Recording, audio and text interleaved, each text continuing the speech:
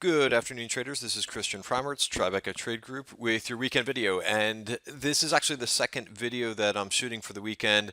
I've just realized that the videos that I shoot on the weekend sometimes are a little bit long. So I did one yesterday, which was looking at all of the major U.S. index levels to watch for April.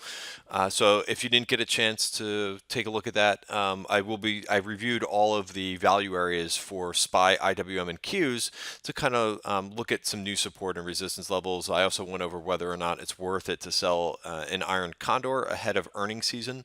So that's in the video that's right in front of you right here. It's also on my Twitter page. Take a look at that. So I wanted to talk about, in this video, I wanted to talk about a few other things, some trends of the marketplace that I'm looking at, and just to kind of start with, we're in a new quarter now, so second quarter of the year. First quarter really flew by, and if you look at the performance so far, we have the S&P, which I just lost my Bloomberg screen. The S&P is up 5.5% for the year. So really different performance. If you look at the S&P, which again, nice. I think a very nice start to the beginning of the year. 5.5% for the first quarter, very nice. But if you look at the Qs, those are up almost 12% year to date. So those are having a just tremendous start to the year. And then IWM is lagging a little bit and is only up 2.2% for the year. So, I bring this up that it's the first quarter ended and we're upon a new quarter for a couple different reasons. It's always good to take a look at performance and what has worked and what hasn't, but also a great time to reflect on your own portfolio and kind of go through, take a look at your performance, and then also go through and look at what trades got you there, and more importantly, I think what trades did not work for you. You always want to take a view of your portfolio and your trading plan to figure out what has worked really well, what hasn't, and then you can make some changes. So the end of months, the end of quarters are just a great place to do that and wipe the slate clean, but also learn what is working for you, and because you could always change your plan and you could do this much quicker. You do have this advantage. An individual investor does have an advantage over an institution because you could change on as you see fit. You don't have to put out a prospectus or a note to investors saying, hey, I'm changing my style. You have the flexibility to change as you see fit and to turn on a dime in your portfolio. So while we always hear things that are negative about retail investors and about managing your own money, in terms of institutions having more information and more money for research, there are definitely some advantages over that an individual investor has over an institution. You could be much more. You could adapt much more quickly. So that said, I just wanted to talk about that for a couple of minutes because it is end of quarter. Next, take a guess. What do you think's performed best in the S&P? I was just looking at performance for the quarter, and there's definitely some shockers that are in here. For the quarter, you actually see home builders, which are up 16.4% year to date. Who would have guessed that the home builders would be up and leading that much? Very much risk on. Also, the semis have had great performance this quarter and as well last year. Really nice trend, up 11.3%. And then biotech actually snuck in there and is up 10%. Also, the internet or the FANG stocks, which have done really well, are up 10%. Again, FDN is my FANG proxy. It's an internet ETF, but the FANG stocks have the largest weight. And then technology is right there as well, up 10%. What has not worked is energy stocks, and I think we know about that. Most of them are still underneath the 200-day moving average. XLE and XOP are kind of right there, butting back up against the 200-day moving average. For me, I really want to see those two areas of the market get back above the 200-day moving average. Until then, they're avoids for me or hands off for the whole sector. I am long a couple individual energy names that are above the 200-day moving average that have held quite nicely. So I'm in a couple of the stronger performers in that group. And then you also have, believe it or not, people have talked so much about the banks. Look at the performance of the banks year to date.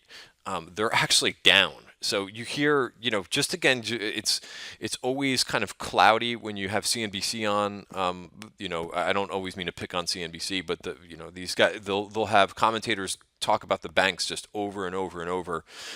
If you've owned the banks versus the home builders, you know, if you were long the home builders and not in the home, excuse me, I'm saying this wrong. If you were long the banks and not in the home builders, you are probably not happy this year. So despite them talking over and over and over about how much they love the banks, really, really weak performance year to date.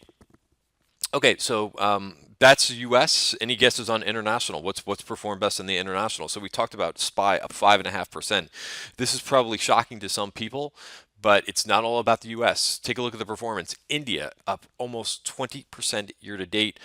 Poland. This was a chart that I've been detailing months back as breaking out on Twitter. You could search my handle and search PLND or EPOL, which is the other Poland ETF, and you can see exactly what I've been pointing out last couple of months when Poland started to tick up. But up 19. Who's talking about Poland these days? Up 19%. And then we also have some Latin American areas, Chile, Mexico, and then we have a couple of other countries just mixed in. Look at South Korea. Despite what's going on over between North Korea and South Korea, you always just want to respect price rather than what's going on in the headlines, because that would have kept you out of the South Korea trade this year, which is up 16%. And you could look at a lot of the emerging markets are also up double digits. Europe is also up nicely for the year. You can see Germany's up 9%, all outperforming the S&P this year. So again, I'm really picking on financial media, but as they just continue to mainly, I did see them talk about on Friday, finally, international performance and emerging markets, but they're talking about it now where we've been talking about it for months, and they're so late talking about the opportunities in emerging markets. Meanwhile, India is already up 20% year to date. So if you've been paying attention to what Tribeca Trade Group has been talking about over the last couple months and watching some of these videos and are a member, you don't, obviously, if you're a member, you already know me talking to death about how well international markets have been performing versus the US. And the political nonsense that people just love to dwell on, but there you go. The performance is astounding. So it's a little bit what I wanted to talk about besides just the performance numbers. How you want to be positioned for the next quarter. A couple things that I'm just going to talk about before I'll talk about the main theme and really what I want to stress, but. So I'll get into ETF fund flows for last week, and I think this is also just kind of just continuing to kind of drive the nail down, or hitting the nail here, is that the money that seems to be going into the market the last couple weeks, and again, it's kind of a newer trend the last couple weeks, but you never know how long a trend is going to last. So I think you just want to ride this while it's taking place, because I will show you a couple charts that I think are notable here. But you could see equity ETFs posted $5.5 billion last week. And where, if you drill down into where the money is going, it's kind of what we just talked about, and why the performance is such in some of these international areas is because the money is going into international areas. They captured $3.8 billion of that 5.5. Equity, excuse me, U.S. ETFs also captured a decent amount, 1.7, but this has been much lighter since the weeks after the weeks and months after the election. The number has been a lot hotter than that. It's been running at about $5 to $8 billion a week in terms of money that's been going into the U.S. So it seems the last couple weeks, money is just being rotated around from sector to sector, and we saw there was one particular rotation that we saw. It was more a week and a half ago and the beginning of last week than it was, because energy actually did see inflows for the week, but there was one particular ETF that is the FXN ETF, and I could probably bring this up for you here. I should have a chart of this. But anyway, there was about $600 million that was rotated out of the of that particular ETF and into FXTO, FTXO. So this is an example of one of the rotations, money that was actually rotated out of energy and into the banks, as this particular ETF. It's called the First Trust Dorsey Wright ETF Focus 5, where they've got 5 different sectors and they rebalance them whenever they see fit into what sectors and fit their technical guide. But I think that makes sense considering that energy has slipped below the 200-day moving average. Probably, I don't know exactly their model, but I would think that would have to do something, that would have to be part of it. Nevertheless, there was some dip buyers in energy last week. So energy, financials, again, the major chunk of this financial inflow was this FTXO because it did capture about $600 million of inflows. Also, tech saw inflows. And, then if you look at the outflow side, you could see that it's almost, the names that saw the inflows, there was a lot of money that also came out of sectors. Healthcare saw $413 million outflows last week. Utilities, which actually was one of the best in terms of inflows of the previous week, actually lost $343 million. REITs also lost some money last week, and consumer discretionary over $200 million as well. And then you look on the side, so really just kind of fits that theme of money kind of being rotated around, which is basically the last 2 weeks we've seen that. So you look at where the money's been being put to work, and it's really into international areas, developed markets, which again is Japan and Europe, saw $1.6 billion of inflows. In fact, EFA, which is the biggest ETF that tracks international developed markets, was the biggest inflow of any ETF last week, seeing about $1.2 billion going into that ETF last week. And then also emerging markets. I call this kind of a tug of war every week because they've been going back and forth between who's seeing the more money, either emerging markets or developed international markets. They still had $1.1 billion, so nothing to sneeze out there. That's a really nice inflow for the week. And then the last couple weeks, and I believe Bloomberg actually was out with this as well, saying that European ETFs biggest inflow, and again, this is what they're saying is the prior week. They had, I believe I have it up here. Yeah, previous week was $765 million. That was the biggest weekly inflow in over a year. In terms of Europe, so this is new. This is a new trend. Money that's been being put to work in European ETFs just the last couple weeks. This has really been starting to happen. So this trend, I don't think you're getting in really late in. I think it's fairly new. And you could see in particular, not even counting the European inflows, there's actually Spain, which saw $98 million. I detailed all the European ETFs in last week's video and in last week's newsletter, so I'm not going to go through them all again. But you look at Spain, and I'll just kind of touch upon a few. But if you look at Spain, sorry, I'm all over the place. EWP is that ETF, and if you look at, like, for example, a 1-year chart, and you're like, oh wow, it's breaking above the major averages. But why I really like these areas, if you kind of scale back and look at a multi-year chart, maybe a 3-year chart, and you could see that it's beginning to retrace some of that big downward move. So this at one time was almost a $45 stock or $45 ETF. It's now $30. So you never know. So I talked about this in the newsletter, and I think I've already mentioned it once in the video. But you never know how long a trend is going to last. People always try to predict how long a trend is going to last, and they're normally wrong trying with predictions. You have a breakout happening in all of these ETFs, all of these European ETFs. You can look at Italy as well. Again, this is something I've been talking about for weeks now. But you basically you have defined support here. So ride the trend. So what I'm doing is I'm riding the trend. I'm long Italy, for example. I'm also long EZU, which is all of Europe. And I've got my defined support. I've got my area where once the trend reverses and is no longer in an uptrend, I know exactly where to get out. So a break below the 50-day moving average is most likely, I think, what I have my alerts set at. a decent break below that 50-day moving average. I'm looking at ATRs here as well, is where the trend will tell me that something is changing. But for now, you get the price action all above the longer dated moving averages. Really looks pretty nice. EUFN is another ETF to look at. This is European financials. Same thing going on here, which I don't think is that surprising. But another area that's continuing to this one looks really nice in terms of just following that 50-day moving average up. So you can set your stop at the 50-day or the 100-day moving average, and you're good to go until that trend breaks down. In my opinion, of course.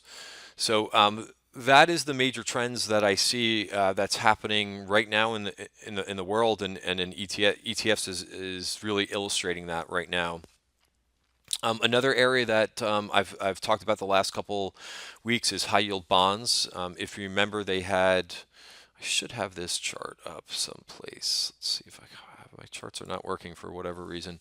But I had talked about this a couple weeks ago as a lot of money coming out of high yield bonds. That all came right back in. Here we go. So the orange line, for example, is the inflows and outflows in HYG, and you could see in the beginning of March, a lot of money came out really quickly. I don't have the 200-day moving average here, but that's basically right here is the 200-day moving average, and you could see money the last couple of weeks has come right back into high yield bonds. So disaster averted there, as it looked like they were going to break down.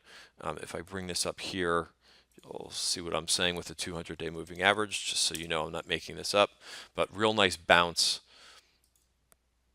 on that 200-day moving average in high yield bonds. So really nice. We talked about that, I think, in last week's newsletter in terms of playing HYG and kind of going long in cash. You can obviously earn a nice yield versus in options and not getting it. But HYG, really nice place to buy was at this 200-day moving average.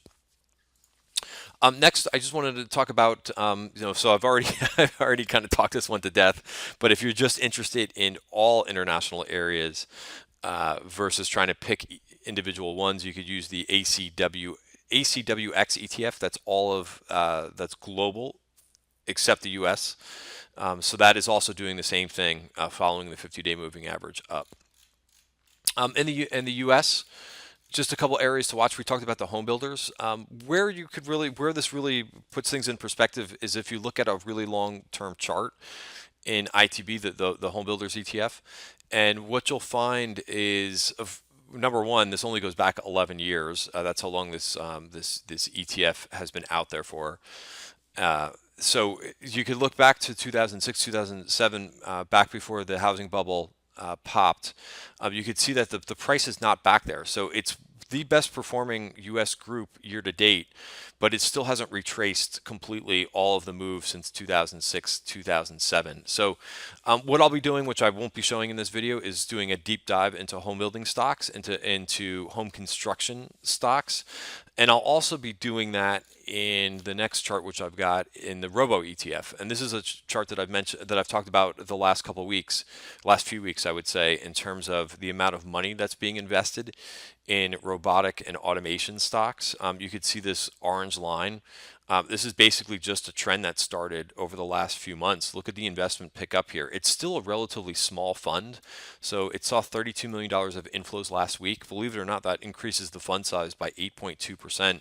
So you can see money is really starting to go in there. Look at the volume as well in the Robo ETF and really pick up something that was non-existent 6 months ago to a year ago. Now you could see all this money is starting to be invested. So that's the next deep dive that we're doing. I did this a couple weeks ago as well and gave some of the subscribers charts of the US names. Robo is a global ETF, so there's both international companies in here as well as US.